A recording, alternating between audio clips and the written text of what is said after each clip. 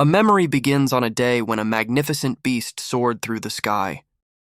This fearsome wyvern, a symbol of untamed power, owned the heavens. It represented a freedom that one man desperately craved.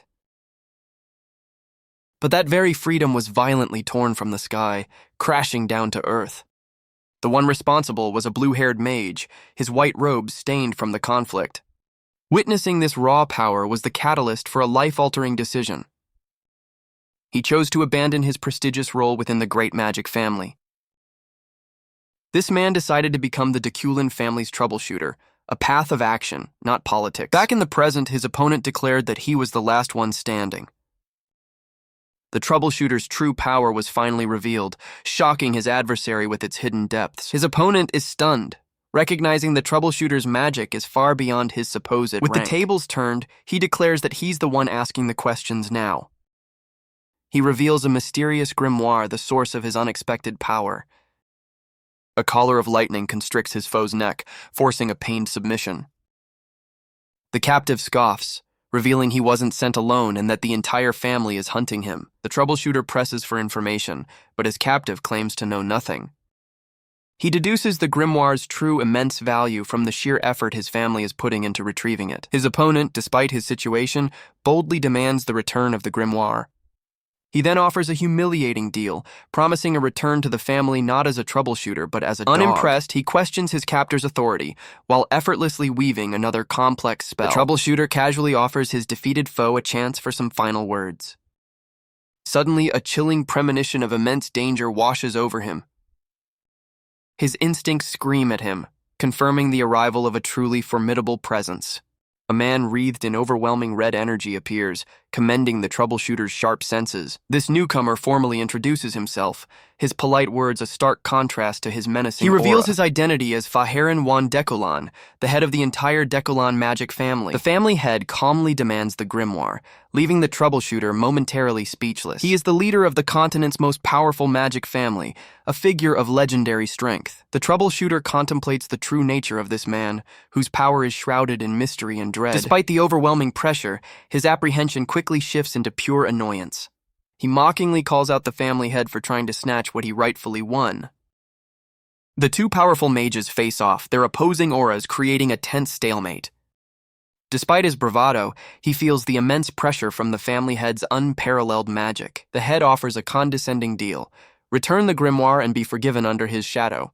Faheran acknowledges his remarkable talent, expressing regret for overlooking someone of his background. He then tempts him with the idea of how high he could soar with the family's full support. The family head sees him not as a man, but as a powerful weapon to further their ambitions. A grand future is promised, a chance to etch his name into history by serving the Dekulan family. After a moment of thought, the troubleshooter seemingly agrees to the terms. Just as the family head believes he's won, the troubleshooter reveals his acceptance comes with a condition. He boldly states his condition. He'll return the grimoire in exchange for the family head's seat. He then questions if the head truly understood his power, all while gathering potent magic in his fist. To prove his point, he intensifies the spell on his captive, causing the man immense distress. He casually disposes of his previous foe, using the man's defeat as a chilling warning. The family head's expression darkens, his patience clearly worn thin by the blatant disrespect. Faheran accepts the challenge, warning the troubleshooter that this path leads only to his demise. The troubleshooter acknowledges the very real threat, understanding the power he's confronting. But instead of fear, a look of pure exhilaration crosses his face as he unleashes his full power. He launches a ferocious lightning assault, which crashes against the family head's formidable red defenses. With a crazed grin, he challenges the legendary mage to personally measure the true extent of his power. The family head decides it's time to personally humble his arrogant challenger. Their immense magical energies collide, tearing the landscape apart in a spectacular display. With casual disdain, Faheran conjures a complex spell, showing the true gap in their mastery. The troubleshooter is immediately overwhelmed, thrown back by the sheer force of the head's counterattack. He's stunned by the flawless nature of the head's magic, finding no weakness to exploit. Realizing his hesitation is a mistake, he braces himself against another devastating wave of energy. The family head mocks his earlier bravado, stating that some power gaps are too obvious to be tested. Faheran begins to weave an even more intricate and powerful spell, a true display of his legendary status. The troubleshooter stares in horror, finally comprehending the insurmountable chasm that separates their abilities. A brilliant, cataclysmic explosion of power erupts, engulfing the entire battlefield in light. The family head stands unscathed, offering his defeated opponent a chance to live in exchange for cooperation. He gazes down upon the wreckage, his dominance over the battlefield absolute.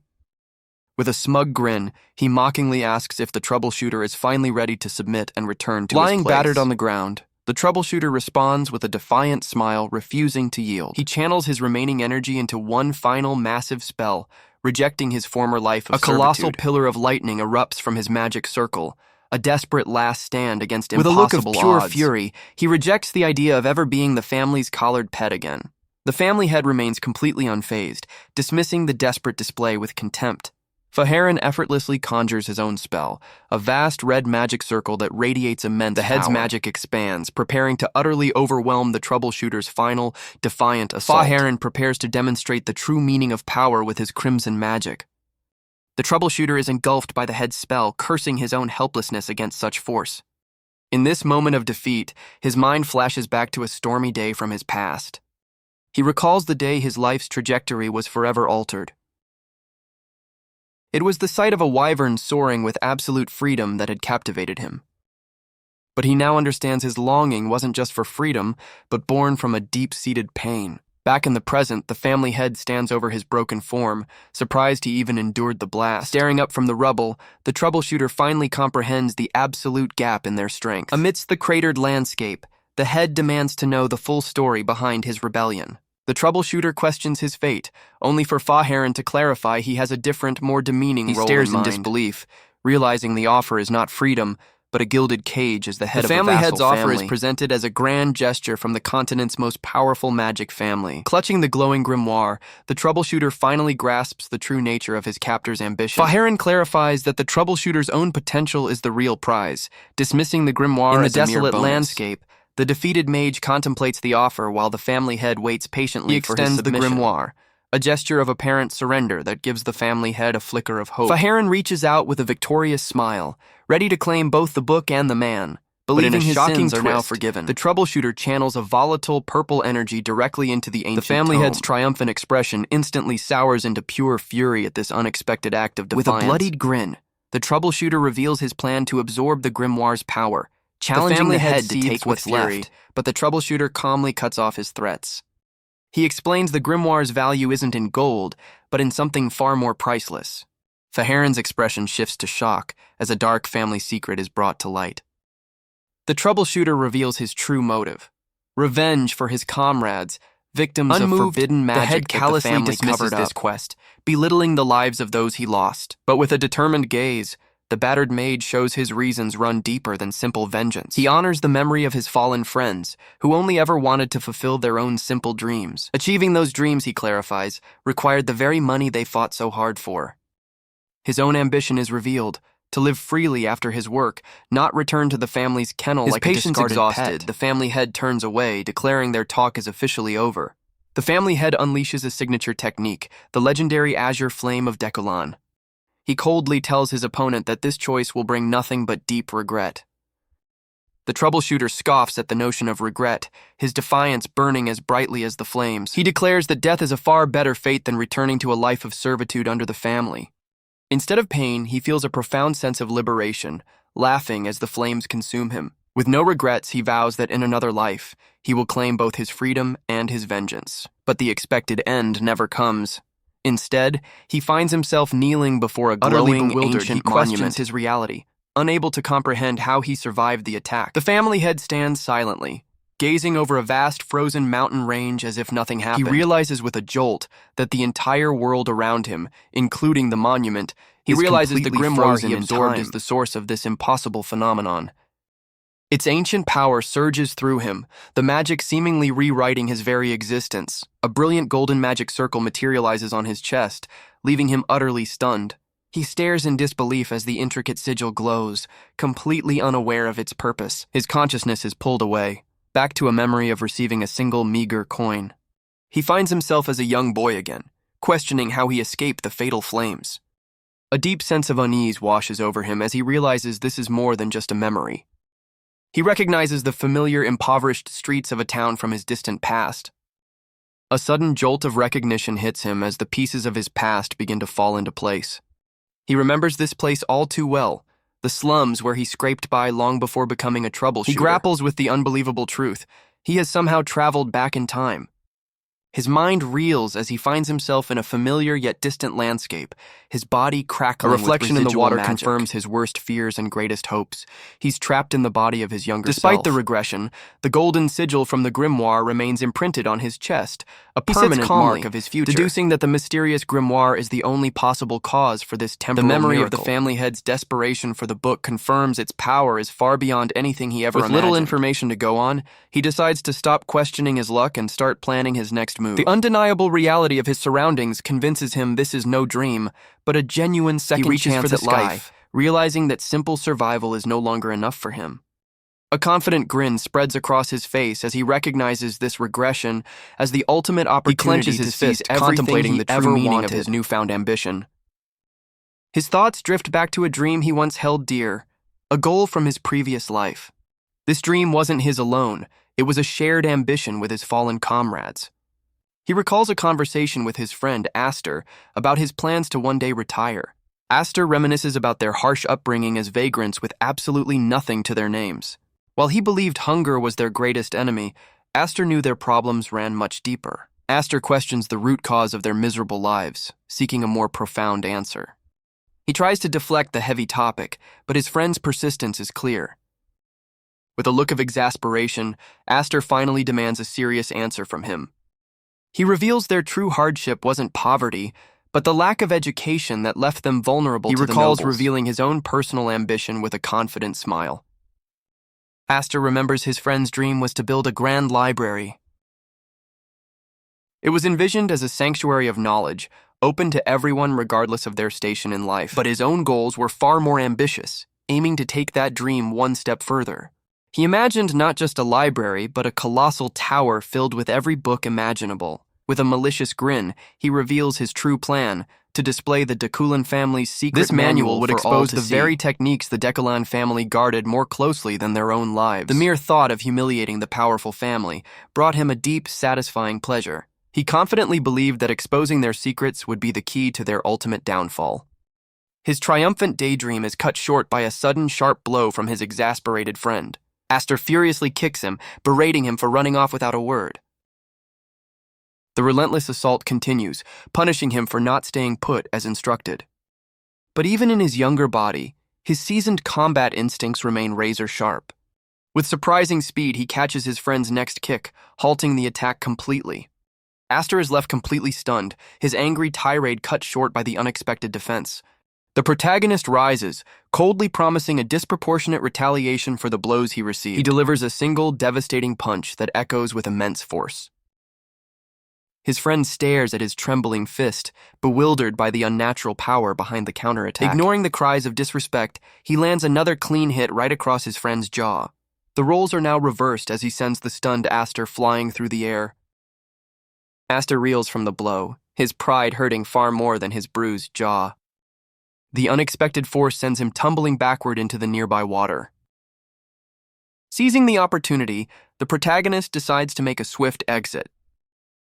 His friend emerges from the murky depths, sputtering with rage and disbelief. Aster watches him flee, but the protagonist knows this is no simple escape. This is a tactical retreat, a promise of future payback now that he's memorized his target's face. He vows to remember every slight, his seasoned troubleshooter spirit refusing to ever give up. Hiding in a secluded alley, he finally takes a moment to assess his dire situation. He glares at his bruised wrist, disgusted by the pathetic weakness of his younger body. Realizing his grand plans are impossible for now, he prioritizes rebuilding his frail form from scratch. His thoughts are interrupted by a voice from the shadows asking if he's hungry. The speaker is a well-dressed boy with striking white hair and red eyes, an odd sight in the slums. The strange boy questions if they've met, but the protagonist denies any recognition. He studies the newcomer, his mind racing to understand this unexpected encounter. He quickly deduces the boy as a runaway noble, a dangerous complication he'd rather avoid. The noble boy, Damien, begins to overshare personal details about his family. Annoyed by the unsolicited information, the protagonist is then insulted by Damien's condescending question. Damien then reveals a somber family detail, prompting a quick, awkward apology. Trying to end the conversation, he dismisses the boy's sad story and urges him to leave.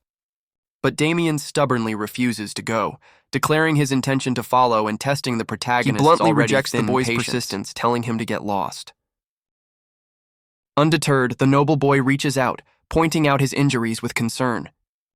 With a cheerful smile, the noble boy summons a glowing magic circle, offering to make it better. A wave of shock hits him as the green light envelops his hand, recognizing the spell instantly. Damien proudly identifies his ability as a simple healing hand, completely unaware of its true nature. But the protagonist's mind races, recognizing the spell as something far more significant and dangerous. He identifies the magic as the light of healing, a secret technique of House Blando, a family ruined by the Decalans. Instincts flare up, screaming that he's just stumbled into a very dangerous situation. He questions why a scion of the supposedly prosperous Blando family is in the slums, pondering the name Damien with an unnerving smile, his eyes now glowing with mismatched colors as he responds to his name. A jolt of memory hits him, a forgotten piece of his past suddenly becoming crystal clear. He recalls the specific detail that makes this boy so dangerous.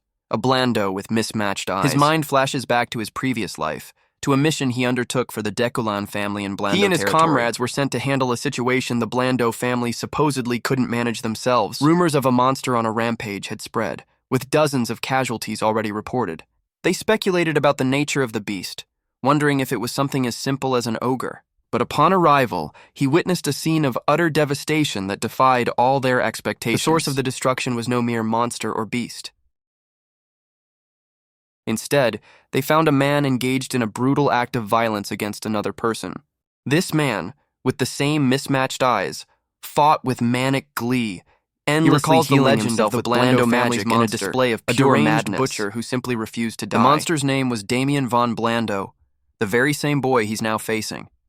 Yet in the present, this future monster is just a boy, cheerfully watching ants on the ground. The protagonist stares in disbelief, struggling to reconcile the innocent child with the future catastrophe. He questions why the sole heir to the powerful Blando family would be hiding in a place like this. His deep thoughts are interrupted by the noble boy's simple, urgent demand for food. Damien's mood brightens instantly, cheerfully suggesting they eat to stay healthy. Though irritated by the boy's simplistic logic, he cuts to the chase and asks if he has any money. In response, Damien reveals a pouch overflowing with a small fortune in gold coins. Seeing an opportunity, he places a hand on the boy's shoulder, a new plan already forming in his mind. With a sly grin, he unilaterally declares that he and the noble boy are now friends. He puts his arm around his new companion, explaining that friends are meant to share their possessions. He enthusiastically drags the delighted noble boy off to find a meal, with Damien happily clutching his fortune. As the sun sets, Damien's innocent declaration of having a friend seems to strike an unexpected chord. Later, he relaxes with a full stomach, having thoroughly enjoyed a feast paid for by his new acquaintance. He finds Damien exploring the room, bewildered by the unfamiliar concept of living indoors. The noble boy admits with wide-eyed wonder that he has only ever slept outside. Damien then tries to bond over their shared hardships, earnestly declaring that he too is an orphan. Annoyed by the boy's attempt to one-up his tragic past, he watches as Damien vehemently denies having a father. He cuts through the strange argument with a pointed question about Damien's mother. The protagonist massages his temples, utterly baffled by the noble boy's bizarre logic. He presses for more information, trying to determine how long Damien has been wandering alone. The mention of running away raises his suspicions, making him wonder if the boy is a fugitive. Damien's answer is frustratingly vague, as he cryptically adds his frequent naps into the equation. With a cheerful smile, the boy clarifies his confusing sleep count, much to the protagonist's bewilderment. He deduces it's only been a few days, while Damien dramatically flops onto the bed, finally comfortable. His patience finally exhausted, he hurls a pillow straight at the eccentric noble's head. The boy's overwhelming strangeness confirms his initial assessment. Damien is a complete and utter lunatic. Despite the chaos, a new strategy emerges. He'll act as a guardian to forge a bond with the Blando family. He realizes this alliance could be a crucial weapon against the Deculans, and a gateway to the knowledge he desires. Before enacting his grand strategy, he remembers a more immediate problem. The furious friend he just tries to get some rest, firmly warning the eccentric noble boy to leave him in peace. His warning is completely ignored as Damien cheerfully misunderstands his attempt to meditate. Tuning out the distraction, he begins to focus, recalling the standard magic he was limited to in recognizing the clear limitations of those basic spells. He remembers stealing various secret techniques to grow stronger. This dangerous path nearly cost him his life, but it allowed him to master forbidden arts like reinforcing his own body. He amassed a diverse arsenal of skills, from summoning spirits to alchemy, creating a unique fighting style. Yet all those skills were nothing compared to the catastrophic power wielded by the Decolan family head. That overwhelming defeat serves as his ultimate motivation for what he must do in this new life. He sets his ultimate goal: to master the Decolan family's most powerful and fundamental technique. He recalls the core of the Decolan's power, a technique he fortunately memorized for just this occasion. He immediately begins to activate the legendary breathing technique, his body erupting with raw power. An excruciating heat surges through him, a pain so intense it feels like magma coursing through his veins. He snaps himself back to focus, realizing he must circulate the Heaven Source Art to control the energy. But as he tries, he discovers unexpected impurities within his mana, a shocking and unwelcome development. This is a secret arcane power, a technique meant only for the direct bloodlines of elite noble families. Using this newfound power, he forces it through his circuits, intending to burn away every last trace of the accumulated impurities. A brilliant pillar of light that purifies his entire being. The intense purification process leaves him gasping on the floor, completely drained but fundamentally changed. He slowly sits up, the world coming back into focus as he wonders just how long the transformation took. He marvels at his newly purified mana circuits, realizing they're even cleaner than in his past life. Despite this upgrade, he knows the path to defeating the family head is still a long one. The memory of Fa Heron's overwhelming power reminds him that victory seems almost impossible. However, he clenches his fist, a new resolve hardening within him. A confident grin spreads across his face, knowing that even a sliver of a chance is all a troubleshooter needs. His train of thought is broken by Damien, who is ecstatic about his newly changed hair color. The protagonist reflects on his plan to disguise the boy, changing his hair and clothes to hide him from his family. With the disguise complete, the ever-cheerful Damien eagerly awaits their next move. A mischievous smile plays on the protagonist's lips as he reveals his immediate plan. He declares it's time to settle a score with the friend he left behind in the alley. His former friend stretches leisurely, completely oblivious to the approaching storm. The protagonist arrives with his new companion, catching his old friend completely off guard. Aster immediately launches into a furious tirade, berating him for his disappearance and disheveled appearance. Without a word, he cuts the lecture short with a single powerful punch to the jaw. His target lies defeated on the ground, confirming that he's found the right person for his payback. A menacing aura surrounds him as he calculates the exact number of strikes owed for past grievances. The sound of the confrontation alerts others nearby, who turn in shock and confusion. A whole gang emerges, recognizing the protagonist and realizing a fight has broken out. Instead of fear, a wide, predatory grin spreads across his face at the sight of familiar foes. Standing beside his new ally, he eagerly prepares to test the limits of his regressed but newly empowered body. He effortlessly lands a clean blow, his expression cold and calculating. Another foe is sent reeling from a powerful, magic-infused strike to the gut. With a savage grin, he brings his fist down, systematically dismantling the gang. Damien watches in awe as his new friend becomes a whirlwind of motion, fending off multiple attackers at once. Wrapping his fists in raw mana, he unleashes a rapid-fire barrage of punches. The display of power leaves Damien utterly captivated, his eyes sparkling with admiration. He holds his defeated rival up, using the moment to teach Damien the proper way to appreciate a good fight. The noble boy eagerly repeats the lesson, his excitement for the brawl growing even more. After the lesson, Damien kindly offers his healing magic to the very person his friend just beat down. But the moment of kindness is cut short as the protagonist yanks his old friend back up. With a wicked grin, he demands his friend recall the exact number of blows he's received. The rest of the gang lies defeated on the pavement as his old friend struggles in the water. He continues his relentless assault, delivering another magic-infused strike to a downed opponent. He interrogates his foe about the count, who can only admit he's lost track amidst the pain. Damien eagerly taps his shoulder, asking for his own turn to join the fun.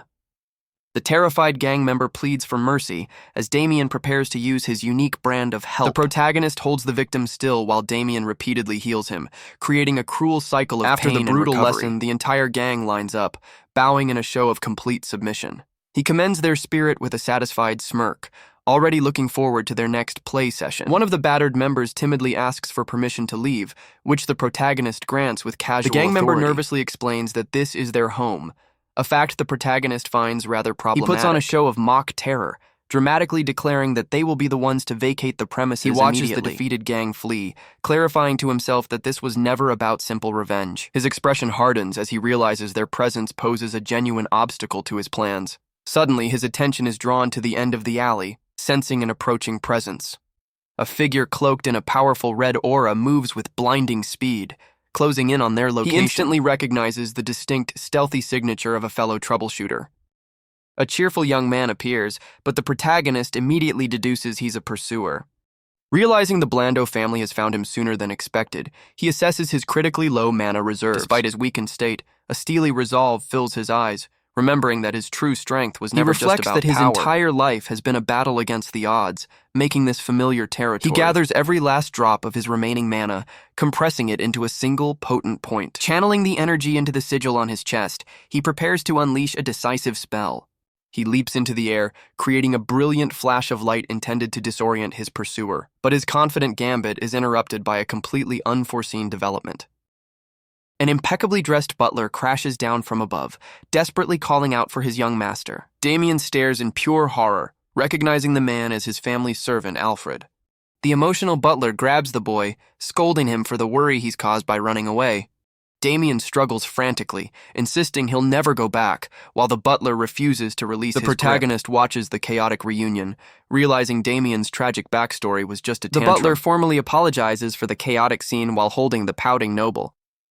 Alfred introduces himself as the head servant of the Blando family, prompting the protagonist to reveal his name. Seeing the connection between the two boys, Alfred extends a formal invitation to the Blando estate. The protagonist is taken aback, questioning the sudden offer to enter the Blando family's domain. His suspicion grows as noble families rarely associate with commoners, making their motives deeply unclear. He quickly dismisses his doubts, realizing this is the perfect opportunity to forge the alliance he desired. This alliance is crucial, as the Blando family controls access to the city of Hazen and its legendary library. With his own ambitions in mind, he formally accepts the invitation, prompting Alfred to prepare their transport. He grabs his cloak, acknowledging this slight detour from his plans as a necessary and beneficial step forward. Dressed for the journey, he sets off with a confident stride, already anticipating the luxuries of his new destination. The carriage pulls up to the imposing gates of the Blando estate, marking their grand arrival. With a stoic expression, the protagonist mentally prepares for his first formal entry into the world of nobility. He is greeted by the breathtaking sight of Blando Manor and its perfectly arranged staff.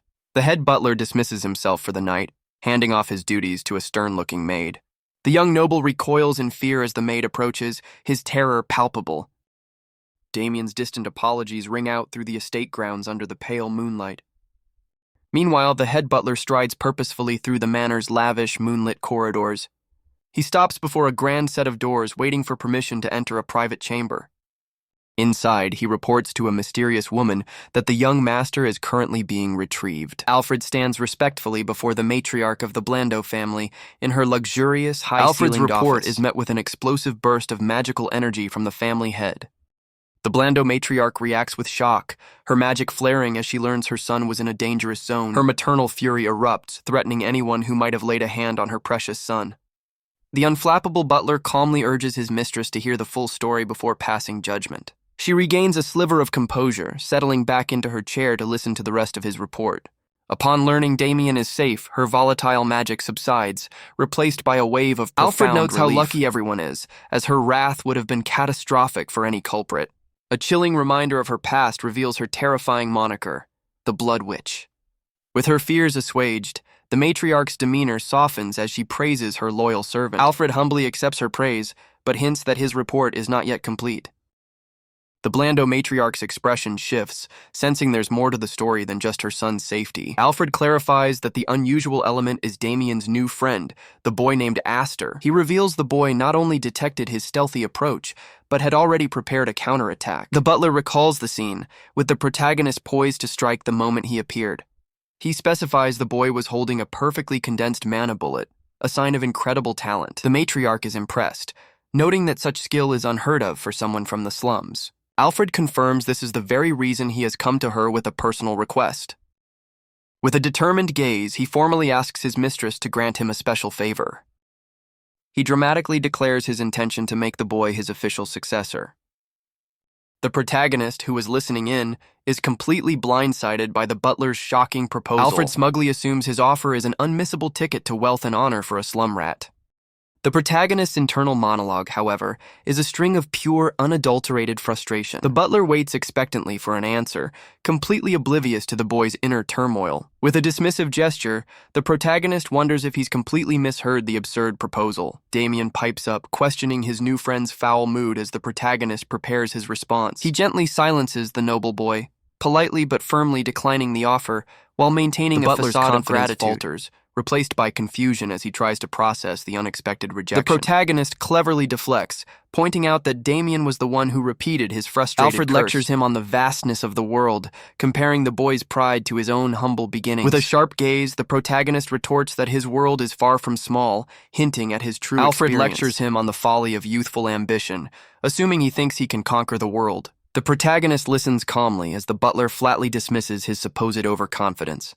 He condescendingly compares the boy's limited perspective to that of a goblin, blissfully unaware of true danger. The protagonist internally agrees, knowing that without his past experiences, he would have been just another victim. Snaps, and he stomps the ground with surprising force, angered by the butler's ignorance. The butler's body erupts in a powerful aura, preparing to personally demonstrate his point. With a menacing glare, he vows to teach the boy just how vast and terrifying the world truly is. He dramatically throws open a set of doors, revealing a gathering of the estate's staff. The assembled servants bow in unison, a clear display of the Blando family's organized power. Alfred presents the group as a collection of Blando's finest talents, challenging the boy to recognize their strength. He calmly assesses the assembled staff, admitting their collective power is indeed impressive. He notes their refined appearances and the potent, subtle aura that emanates from them, filling the entire hall. But a confident smirk spreads across his face, completely unfazed by the display of power. The elite servants return his gaze with condescending smiles, clearly looking down on the boy from the slums. Alfred presses his offer once more, promising him a future that would outshine even these prodigies. He casually turns away, rejecting the offer by stating he has no interest in the spotlight. A hand is raised, silencing the head butler before he can press the issue further. The gesture comes from a smug-looking trainee who addresses the head butler with a challenging tone. This trainee theorizes that the protagonist's rejection stems from ignorance, believing he hasn't truly grasped their power. He then steps forward with a challenging grin, offering to personally demonstrate the true meaning of magic. Alfred considers the trainee's arrogant proposal, finding it a rather good idea.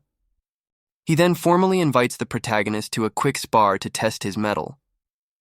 The protagonist's sharp gaze reveals he understands exactly how much of a thorn he is in their side. He knows they see him as nothing more than a lucky stray who wandered into their pristine world. Instead of accepting the single challenge, he asks for the right to choose his own opponents. His finger lands squarely on the smug trainee who first issued the challenge. But he doesn't stop there, pointing out the head butler and several other elite servants as well. The trainees are left speechless as he declares his intention to fight all 5 of them simultaneously. With a predatory grin and glowing eyes, he dares any of them to back down if they're afraid. Alfred erupts in joyous laughter, impressed by the boy's sheer audacity and spirit. The protagonist coolly accepts the butler's challenge, unfazed by the potential insult to the Blando family. Alfred sets the terms of the fight, giving the boy a 1-minute time limit to prove his worth. The protagonist sees through the butler's scheme, realizing the accountability is just a trap to force him into servitude. As they move to the courtyard, one of the trainees voices his concern about the overwhelming odds. But Alfred believes this harsh trial is necessary to break the boy's spirit and forge him into something greater. The trainee, however, is paralyzed with fear, worried that harming the young lord's friend will ruin his career. He desperately pleads with Damien to intervene, but the noble boy simply silences him with a playful gesture. Damien's eyes light up with pure excitement, completely captivated by the unfolding drama. The trainee covers his face in utter disbelief at the noble boy's complete lack of concern. A stern maid steps in, warning Damien not to get involved, which only earns her a frustrated pout. Alfred orders the trainee to proceed with the spar, much to the annoyance of the nearby maid. The trainee sighs in resignation, claiming he tried his best to avoid this outcome but must obey. He confidently walks toward the arena, warning the others to stay out of his fight. Damien flashes a wicked grin, eagerly agreeing to watch the spectacle unfold. The trainee and his 4 companions face their lone opponent, ready to lay out the rules of engagement, but the protagonist interrupts, reframing the duel as a battle of annihilation, much to Alfred's amusement. The trainee clarifies the fight will continue until surrender, but with a catch. The instructor can end it anytime. The protagonist's expression remains cold and resolute, completely unfazed by the lopsided rules. His opponents stand with arrogant confidence, their expressions dripping with condescension for the slum boy. The lead opponent scoffs internally, vowing to crush the stray and prove he's nothing without his new patrons. With a fierce cry, he launches himself forward the second the match begins. His first target is immediately struck down by a precise blast of mana. A second opponent stares up from the ground, his face a mask of pure terror. In a flash, all 5 of the elite trainees are left defeated and scattered across the arena. He looms over them with a sinister grin, announcing that he'll be the one teaching them a lesson. The head butler dismisses the technique as a simple mana bullet, completely underestimating its application. The protagonist prepares his second lesson, his form cloaked in a foreboding blue aura. He unleashes a wave of dark tendrils, a warning against judging anyone by their appearance. The powerful magic sends the trainees flying, their arrogance shattered by the overwhelming force. He closes in on the lead trainee, ready to deliver a final, painful reminder of the world's harsh realities. He lands another devastating blow, his body crackling with an intense blue energy. With a triumphant grin, he promises to impart these lessons directly into their bodies. The terrified trainee screams in denial, unable to comprehend the nature of this power. The protagonist prepares to stomp down, ready to correct his opponent's misunderstanding. He unleashes a final brutal kick, introducing the trainee to a new school of thought: physical magic.